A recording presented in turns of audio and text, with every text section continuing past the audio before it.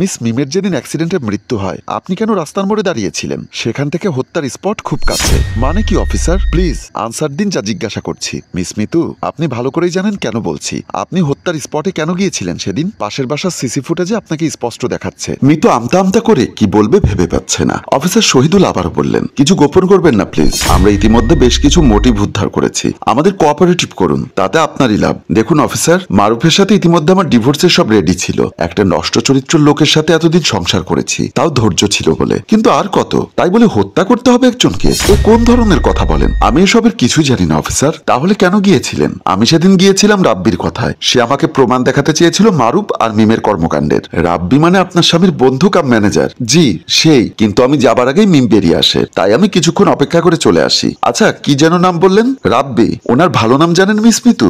জি officer, উনি আমাদের পারিবারিক ভাবে পরিচিত, মারুফের দীর্ঘদিনের বন্ধু, একেবারে শৈশব থেকেই। ওনার ভালো নাম যেন কি? ওর নাম মোর্শেদুল আলম রাব্বি। কিন্তু কেন অফিসার? না এমনিতে জানতে চাইলাম, আর একটা ক্রস ম্যাচিং এর ব্যাপারে জানার আগ্রহ হলো। এই নিয়ে আপাতত রাখছি মিস মিতু, বাদ বাকি সাক্ষাতে আলাপ হবে। তবে একটা কথা বলি, আমরা বোধহয় দুটি হত্যা মামলা ক্লোজের খুব কাছাকাছি আছি। ও হ্যাঁ, আর একটা ব্যাপার বলতে ভুলে গেছি। আপনার বাসা থেকে কিছুক্ষণ আগে যে ছেলেটি বের হয়ে গেল, সে কি লিমন? আপনার সেই সহপাঠী? সে কেন এসেছিল? দেখা করতে এসেছিল অফিসার। আর আপনারা জানলেন কিভাবে? আমাদের বাসায় কি গোয়েন্দা লাগিয়েছেন? আমরাও কি সন্দেহের তালিকায়? না না, আমি এমন কিছু ভাবিনি। তবে তদন্তের খাতিরে আমাদের একটু খেয়াল রাখতে হয়, বিভিন্ন জায়গায় সোর্স রাখতে হয়, ব্যাস এতটুকুই। ছেলেটা গত মাস থেকে এই শহরে আছে, তাকে জানেন? কি বলেন এসব? সে তো সব ছেড়ে শুনেছি তার গ্রামের বাড়ি সাতকানিয়ায় সেটেলড হয়েছে, কিন্তু সে গত মাস থেকে শহরে আছে। আমরা এটাই জেনেছি, বাদ বাকি দেখা হলে কথা বলবো মিস মিতু। আপনারা কি লিমনকে সন্দেহ করছেন? কিছুটা করছি, কারণ তাকে সন্দেহ করার যথেষ্ট কারণ আছে। আমরা তাকে চোখে চোখে রাখছি, বাদ বাকি সময় বলে দিবে। এই হত্যাগুলোর সাথে তারাই জড়িত যারা হত্যা পরবর্তীতে বেনিফিটেড হবে। ও আচ্ছা, একটা দীর্ঘশ্বাস নেয় মিতু। আচ্ছা তাহলে দেখা হচ্ছে কিছুক্ষণ পর। সে নিশ্চুপ থাকে। অফিসার ফোন রেখে দিলে মিতু বেশ ঘাবড়ে যায়। না চাইতেও একটা অনাকাঙ্ক্ষিত ঝামেলা এসে পড়ল। ভাবনায় ডুবে যায় সে।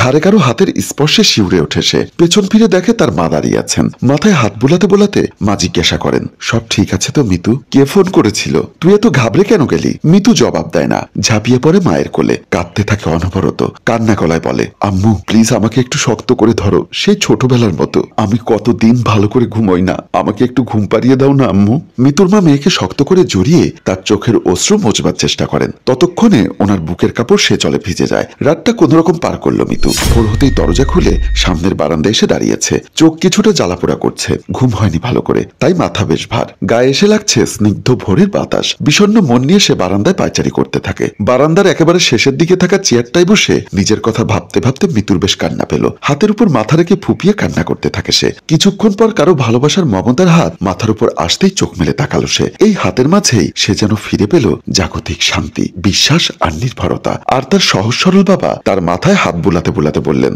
এত ভেঙে পড়তে নেই মা, জীবনে এমন উপনিজ ধাপ থাকেই, সাহসিকতার সাথে মোকাবেলা করতে হয়। তুই তো আমার বাহাদুর মেয়ে, তুই ছোটবেলা থেকে সাহসী, কেন এখন ভেঙে পড়ছিস? একটা কথা মনে রাখিস, আল্লাহর ইশারা ছাড়া কিছুই হয় না, এর মধ্যে নিশ্চয়ই তোর জন্য কোনো কল্যাণ আছে। বাবার কথায় খানিকটা শান্ত হয় মিতু। কত সহজে তার বাবা বুকটা অল্পটা হলেও খালি করে দিল। মিতু বাবার দিকে স্মিত হেসে ঘরের দিকে পা বাড়ায়। রুমে ঢুকতেই দেখে মোবাইলে আলো জ্বলছে। চারটা মিস কল এসেছে ওসি শহীদুলের মোবাইল থেকে। তাড়াতাড়ি কল ব্যাক করে সে। ওপাশ থেকে হ্যালো বলতেই মিতু বলল, সরি অফিসার, আমি বাহিরে ছিলাম তাই ফোন পিক করতে পারিনি। ইটস ওকে মিস মিতু, আমি নিজেই সরি এত সকাল সকাল আপনাকে বিরক্ত করার জন্য। কিন্তু কি করব বলুন, আমাদের দায়িত্বটা এমন যে আমাদের সময় খোট নেই। না না ঠিক আছে অফিসার, আপনি বলুন কি বলবেন। আমি দুঃখিত, কিছু কাজ থাকায় আমি আপনাকে বলেও আসতে পারিনি। ঠিক আছে স্যার। মিস মিতু, আমরা একজনকে আটক করেছি সন্দেহভাজন হিসাবে। গতকাল রাতে অনেক চেষ্টা করেছি, কিন্তু কোনো কথা তার মুখ থেকে বের হচ্ছে না। রাতভর তাকে জিজ্ঞাসাবাদ করেছি, কিন্তু লাভ হয়নি। সকালে কিছুটা আশার আলো পেয়েছি। কি সেটা অফিসার? একমাত্র আপনি এলে সে মুখ খুলবে, আপনার সামনে সে তার সবকিছু বলবে। তাই প্লিজ আপনি নাস্তা করে আমাদের থানায় একবার আসুন। কথা দিচ্ছি আপনাকে সসম্মানে আমি নিজে আবার বাসায় পৌঁছে দেব। না না অফিসার, সমস্যা নেই। আপনি কাকে আটক করেছেন? কে সে? আপাতত নাম বলছি না, আপনি আগে থানায় আসুন, বাদ বাকি এখানে এসে দেখবেন। আচ্ছা ঠিক আছে অফিসার, আমি কাপড় চেঞ্জ করে দ্রুত আসছি। Thank you miss Mitu. Mitu phone রেখে দেয়, ভাবনার সাগরে ডুবে যায়। হুট করে কাকে আটক করলো ওসি? কে হতে পারে? সে না গেলে কথা বলবে না। লিমন না তো? ঠিক আধা ঘন্টার মতো সময় নেই রেডি হতে। তার কিছুক্ষণ পর দোদুল্যমান মন নিয়ে সে থানায় উপস্থিত হয়। থানার ওসি রুমে গিয়ে সামনের চেয়ারটায় বসে। অল্প কিছু সময় পর ওসি শহীদুল আসেন। সরি মিতু, আপনাকে সকাল সকাল আসতে হলো, আসলে উপায় ছিল না। না না অফিসার, ঠিক আছে, এটা আপনার দায়িত্ব। কনস্টেবল কিছুক্ষণ পর একজন একজন লোককে নিয়ে সামনে আসে। মিতু ঘাড় ঘুরিয়ে লিমনকে দেখে বেশ অবাক হয়। তার ধারণাই তাহলে সত্য, লিমনকে আটক করেছে পুলিশ। ওসি শহীদুল মিতুর দিকে তাকিয়ে বললেন, ওনাকে আমরা শুরু থেকে সন্দেহ করছি। মারুফ সাহেবের ভাড়া করা ফ্ল্যাটের আশেপাশে উনি বেশ কয়েকদিন থেকে ঘুরঘুর করছেন, তাই আশেপাশে সবকটি সিসি ফুটেজে ওনাকে স্পষ্ট দেখা যাচ্ছিল। উপায় ছিল না ওনাকে আটক না করে, কিন্তু উনি কেন সেখানে ঘুরছিলেন তার কোনো উত্তর দিচ্ছে না, এজন্য আপনাকে কল করে আনা। মিতু লিমনকে ভালো করে দেখে, তার চেহারায় ভয়ের কোনো চিহ্ন নেই, যেন সে একেবারে বিন্দাস আছে। মিতু বলল, আচ্ছা লিমন, গত 1 মাস থেকে শুনলাম তুমি ঢাকায়, আসলে কি সত্যি? হ্যাঁ সত্য মিতু। কেন এসেছিলে তুমি? আমার কি ঢাকায় আসা মানা? ঢাকায় কি আমার কাজ থাকতে পারে না? আর আমি তো রাজনীতি করি, দলের প্রয়োজনেও আসতে হয়। তাহলে কেন তুমি মারুফের ফ্ল্যাটের আশেপাশে ঘুরঘুর করছিলে? আমি রেহানার থেকে শুনেছি মারুফের পরকীয়ার কথা, তাই কয়েকদিন তাকে একটু নজর রাখছিলাম, যেন তার কুকর্ম আমি ভিডিও করে তোমাকে দেখাতে পারি। এসব দেখে যেন তুমি তাকে ডিভোর্স করে আমার কাছে আসো। ও মাই গড বলেই চেয়ারে বসে পড়ে মিতু। তুমি কি পরিমাণ স্বার্থপর আমি চিন্তাও করতে পারছি না। আমি তোমাকে ভালোবাসি মিতু। লিমনের কণ্ঠে বেশ দৃঢ়তা। ওসি শহীদুল কেবল তাকিয়ে তাদের কথোপকথন শুনছেন। মিতুর চেহারা খানিকটা লাল হয়ে আসে, কি উত্তর দেবে ভাবতে পারছে না। কিছুক্ষণ নীরব থেকে লিমনের দিকে তাকিয়ে বলে, তুমি কি করে ভাবলে তোমার মতো একটা নেশাখোরের কাছে আমি আবার যাব? যার বউ বাচ্চা আছে তার কাছে আমি ফিরে যাব? তোমার লজ্জা করে না লিমন? ভেবেছিলাম তুমি ভালো হয়ে গেছো, কিন্তু তুমি যেই সেই। চিৎকার করে মিতু, প্লিজ অফিসার, ওকে আমার সামনে থেকে নিয়ে যান। ওসি শহীদুল কনস্টেবলকে ইশারা করেন লিমনকে সরিয়ে নিয়ে যাওয়ার জন্য। মিতু ইতিমধ্যে ঘামতে শুরু করেছে। নিচের দিকে তাকিয়ে পুলিশ অফিসারের রুমের চেয়ারে চুপ করে বসে আছে। অফিসার রহমান 1 গ্লাস পানি এগিয়ে দিয়ে বলেন, পানিটা পান করুন, আপনি বেশ নার্ভাস। মিতু পানির গ্লাস হাতে নিয়ে 1 ঢোক পান করে রেখে দেয়। অফিসার এবার নিজের চেয়ার থেকে মিতুর দিকে এগিয়ে এলেন। মিস মিতু, আমরা শুরুর দিকে মামুন সাহেবকে খুব সন্দেহ করেছিলাম, বেশ কয়েকদিন থেকে ওনাকে আমরা ফলো করছিলাম, বাট এখন কিছু সন্দেহজনক পাচ্ছি না। সিসিটিভি ফুটেজে এরকম কিছু নেই, কিন্তু লিমনকে সন্দেহ হচ্ছে বেশ, কিন্তু মুখ খুলছে না। আমরা ময়নাতদন্তের রিপোর্ট পেলে ব্যাপারটা একদম ক্লিয়ার হয়ে যাব। যদি রিপোর্টে হত্যার ব্যাপার বোঝা যায়, তখন আমরা হয়তো লিমনকে গ্রেপ্তার দেখিয়ে আদালত থেকে রিমান্ড আনবো। ময়নাতদন্তের রিপোর্ট এখনো আসেনি অফিসার? না আসেনি, আশা করছি খুব দ্রুত চলে আসবে। রিপোর্ট পেলে কাজগুলো সহজ হয়ে যাবে। এর আগে কিছুই করতে পারবো না। আমি কি যেতে পারি অফিসার? ওসি যেন সে কথা কানে নিলেন না, বরং আবার বলতে শুরু করলেন, জানেন মিস মিতু, আমরা কনফার্ম হয়েছি মিমকে হত্যা করা হয়েছে। কিভাবে কনফার্ম হলেন officer? Forensic report, CCTV footage, সব আলামত বিশ্লেষণ করে কনফার্ম হয়েছি এই অ্যাক্সিডেন্টের আড়ালে মিমকে হত্যা করা হয়েছে। কথাগুলো বলে মিতুর দিকে তাকালেন তদন্তকারী কর্মকর্তা শহীদুল। আমাকে কেন এসব বলছেন অফিসার? আমাকে উল্টো সন্দেহ করছেন না তো? না না, আপনাকে করছি না, বলতে ইচ্ছা হলো তাই বললাম। আচ্ছা, আপনাদের ব্যবসা মানে মারুফ সাহেবের ব্যবসা নিয়ে আমরা কিছু জানতে চাই। গতকাল আমরা একবার অফিসে গিয়েছিলাম, আজকে আবার যাব। আপনি কি আমাদের অফিস সম্পর্কে কোনো তথ্য দিতে পারবেন? কিরকম তথ্য চান অফিসার? আপনি জিজ্ঞাসা করুন, আমি যা জানি বলবো। রহিম নামে আপনাদের একজন অফিসে কাজ করত, তাকে চিনেন? 2 একবার অফিসে দেখেছি। তাকে তো বেশ আগে চুরির জন্য চাকরিচ্যুত করা হয়েছিল। সেটা কি মারুফ সাহেব করেছিলেন? জি, উনি ছাড়া আর কে করবে? মোর্শেদুল ইসলাম রাব্বি মানে অফিসের ম্যানেজার লোকটা কেমন? উনি আমাদের পারিবারিক বন্ধু বলা যায়, মারুফের একেবারে শৈশবের ফ্রেন্ড। কখনোই খারাপ কিছু দেখিনি কোনোদিন, বরং উনি আমাকে হেল্প করেছেন বোনের মতো। উনি আমাকে বোন ডাকতেন। হেল্প মানে মারুফ সাহেবের পরকীয়ার ব্যাপারটা উনি জানিয়েছেন, এই তো? ঠিক তা না, তাহলে কি একটু জানাবেন মিস মিতু? একটা আননোন নাম্বার থেকে আমার হোয়াটসঅ্যাপে একটা ভিডিও আসে। কি ছিল ভিডিওতে? মারুফ এবং মিমের ঘনিষ্ঠ মুহূর্তের ভিডিও অফিসার। এটা দেখে আপনার রাগ ওঠেনি? ইচ্ছা করেনি তাকে কিছু বলতে? অফিসার, যে কারো রাগ উঠবে, আমারও উঠেছিল। আপনি তখন কি করেছিলেন? মারুফের সাথে কথা বলেছি। শুরুতে অস্বীকার করলেও পরে ভিডিওর কথা বলা স্বীকার করেছে, আর এমন হবে না বলে ওয়াদা করেছিল। আপনিও মেনে নিয়েছিলেন মিতু? না, নেইনি। আমি অনুরোধ করি রাব্বি ভাইকে যেন আমাকে মারুফের দৈনন্দিন খবরটা জানায়। ও কোথায় যায়, কার কাছে যায়। উনি রাজি হলেন। শুরুতে হয়নি, কিন্তু আমি কান্নাকাটি করার পর উনি রাজি হয়েছে। উনি নিয়মিত আমাকে আপডেট দিত। আচ্ছা, আপনার হোয়াটসঅ্যাপে যে নাম্বার থেকে ভিডিও এসেছিল, আপনি সে নাম্বারে কল দেননি? দিয়েছিলাম, কিন্তু কেউ ধরেনি অফিসার। আচ্ছা, আমাকে কি ওই নাম্বার দেওয়া যায়? জি দিচ্ছি। মিতু মোবাইল বের করে একটা কাগজে সেই নাম্বারটি লিখে দেয়। তারপর ওসির দিকে মিতু চেয়ার থেকে উঠে দাঁড়িয়ে বলে, আপনার কথা বলা শেষ হলে আমি কি যেতে পারি? জি, কথা বলা শেষ, আপনাকে আমি পৌঁছে দিচ্ছি। না না অফিসার, লাগবে না, আমি একাই যেতে পারবো। আমার পথ আমাকে একাই চলতে হবে। ওসি শহীদুল সেক্ষেত্রে নীরবতা পালন করেন। যাবার আগে বলে যাই, আপনাদের যখন দরকার মামলার প্রয়োজনে আমাকে প্রয়োজন হলে ডাকবেন, আমি আসবো। আরেকটি কথা, ময়না তদন্তের রিপোর্টে যদি মারুফকে হত্যার আলামত আসে, তবে আপনাদের কাছে যদি আমার বিরুদ্ধে তথ্য প্রমাণ থাকে, আপনারা আসবেন, আমি তৈরি থাকবো। তবে অনুরোধ করব, যদি তা না থাকে তবে দয়া করে আমাকে একা থাকতে দিবেন। আমি মানসিকভাবে খুব বিপর্যস্ত।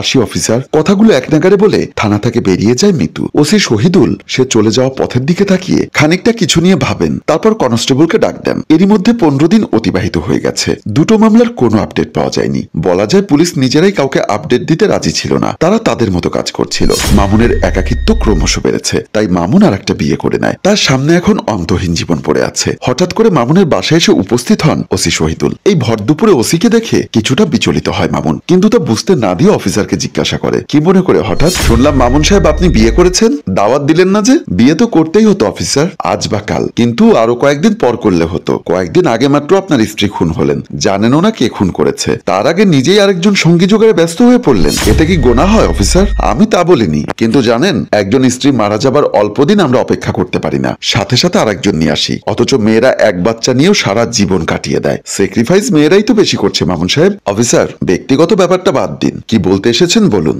আচ্ছা বাদ দিলাম, যা বলতে এসেছিলাম, মারুফ সাহেবের ময়নাতদন্তের রিপোর্ট আমরা একটু পর পাবো, তাহলে বুঝতে পারবো উনি খুন হয়েছেন কিনা। দ্বিতীয় কথা হলো, আমরা আপনার স্ত্রীর অ্যাক্সিডেন্টে সেই ট্রাক ড্রাইভারকে গ্রেপ্তার করতে সক্ষম হয়েছি। সে ভারতে পালিয়ে যেতে চেয়েছিল, বর্ডারের খুব কাছ থেকে তাকে ধরা হয়েছে। একটু পর আমরা আদালতে তুলে রিমান্ড চাইবো। আপনি কি বিয়েটা আরো দুদিন বা সপ্তাহখানেক পিছিয়ে দিতে পারবেন? আমার বিয়ের সাথে এসবের কি সম্পর্ক অফিসার? আছে অনেক কিছুই, আমি অনুরোধ করে গেলাম, বাদ বাকি আপনার ইচ্ছা। আমি যাচ্ছি তবে। ওসি শহীদুল আরেকটা বাক্য ব্যয় না করে হনহন করে চলে গেলেন। মামুন স্থির চিত্রে তাকিয়ে থাকলো সে চলে যাওয়া পথের দিকে দ্বিধাগ্রস্ত ভাবে। এখন তার কি করা উচিত বুঝতে পারছে না। আমাকে আবার কেন ডেকেছেন অফিসার? নিশ্চয়ই এবার ভালো কিছু সংবাদ দিতে পারবেন। কথাগুলো বলতে বলতে ওসি শহীদুল সাহেবের কক্ষের সামনের চেয়ারটায় বসলো মিতু। জি, বেশ ভালো কিছু সংবাদ দেওয়ার জন্য আপনাকে ডেকেছি মিস মিতু। তাহলে বলুন, ময়না তদন্তের রিপোর্ট এসেছে। সেটার কথা আগে বলি। মারুফ সাহেব খুন হননি, উনি নিজেই সুইসাইড করেছেন ঘুমের ট্যাবলেট খেয়ে। এই রিপোর্ট আসতে এতদিন কেন লাগলো অফিসার? যিনি ময়না তদন্ত করেন সাধারণত ওনার কিছু সমস্যার কারণে খানিকটা দেরি হয়, তবে খুব বেশি দেরি হয়নি।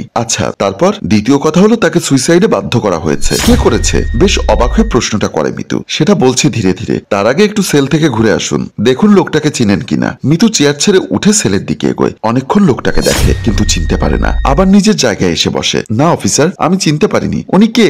মিতু, যাকে অ্যাক্সিডেন্টের নাম করে হত্যা করা হয়েছে, সেই অ্যাক্সিডেন্টের ট্রাকের ড্রাইভার। আমরা তার জবানবন্দি নিয়েছি আগেই, সে হত্যার কথা স্বীকার করেছে। তবে মাস্টার মাইন্ড আর একজন। সে মাত্র 3 লাখ টাকার চুক্তিতে অ্যাক্সিডেন্ট করতে রাজি হয়েছিল। মাস্টার মাইন্ড কথা দিয়েছিল ড্রাইভারের কিছু হবে না, তাই সে রাজি হয়েছিল। তাকে আমরা গ্রেপ্তার করেছি ভারতের বর্ডার থেকে। আচ্ছা অফিসার, মাস্টার মাইন্ডটাকে? বিস্ময় হতবাক হয়ে জিজ্ঞাসা করে। হ্যাঁ, সেই মাস্টার মাইন্ডকে আমরা গ্রেপ্তার করতে সক্ষম হয়েছি, তবে কিছুক্ষণ পর সে থানায় আসবে। সেও ভারতে পালিয়ে যাবার সময় গোপন জায়গা থেকে আমরা তাকে গ্রেপ্তার করেছি। তার নাম কি অফিসার? রহিম মিয়া, মারুফ সাহেবের অফিসের কর্মচারী। সে চাকরিচ্যুত হয়েছিল মারুফ সাহেবের হাতেই। সেই হচ্ছে এখন পর্যন্ত মূল আসামি। আর একটা বিষয়ের তথ্য দেই, আপনাকে যে নাম্বার থেকে ভিডিও পাঠানো হয়েছিল সেটা সেই রহিম মিয়ার আলাদা একটা নাম্বার থেকে, যে নাম্বার তার স্ত্রীর নামে রেজিস্ট্রেশন করা। ও মাই গড, আমি বুঝতে পারছি না মিতু হত্যার সাথে রহিম মিয়া কিভাবে ইনভলভ হলো। তার স্বার্থ বাকি? দাঁড়িয়ে প্রশ্ন করলো মিতু। সেটাই আমরা ভাবছি, সম্ভবত কিছু কারণ খুঁজে পেয়েছি। আমরা আরেকজনকে গ্রেপ্তার করতে যাব খুব জলদি। সে আমাদের সীমানার ভেতরে আছে, পালিয়ে যেতে যেন না পারে তাই সমস্ত ব্যবস্থা করে রাখা হয়েছে। আমি কি তার নাম জানতে পারি অফিসার? অবশ্যই না, এখন বলা যাবে না মিস মিতু। আপনি বাসায় চলে যান, আমরা রহিম মিয়াকে আদালতে তুলবো, রিমান্ড চাইবো। আশা করছি 2-1 দিনের মধ্যে সবকিছু ক্লিয়ার করতে পারবো। আপনি নিশ্চিন্তে বাসায় যান, আমি আপনাকে ডেকে পাঠাবো। আচ্ছা বলে মিতু চলে যাবে। তখন ওসি শহীদুল আবার বললেন, লিমনকে আমরা গতকাল ছেড়ে দিয়েছি। এই কেসের সাথে উনি কোনোভাবে জড়িত নন। কিছুটা হাফ ছেড়ে বাঁচল মিতু। অফিসারের কাছ থেকে বিদায় নিয়ে বাসার উদ্দেশ্যে রওনা দেয় মিতু। বাসায় এসে তার ভাবনা বেড়ে যায়, রহিম মিয়া কেনই বা হত্যা করবে মিতুকে? মারুফ কেনই বা সুইসাইড করবে? আর মারুফকে কে সুইসাইড করতে বাধ্য করেছে? নিজেই নিজেকে প্রশ্ন করে মিতু, কিন্তু কোনো উত্তর খুঁজে পায় না। সম্মানিত দর্শক, আমাদের গল্পের 4র্থ পর্বের শুটিং চলমান। আগামীকাল দুপুর 2:01 শেষ পর্ব দেওয়া হবে। ভালো লাগলে লাইক, কমেন্ট, শেয়ার করে অন্যকে দেখার সুযোগ করে দিন। গল্পটির রচনা ও পরিচালনায় মঞ্জুর মোর্শেদ, ক্যামেরায় শিহাব ও আশরাফ। ধন্যবাদ।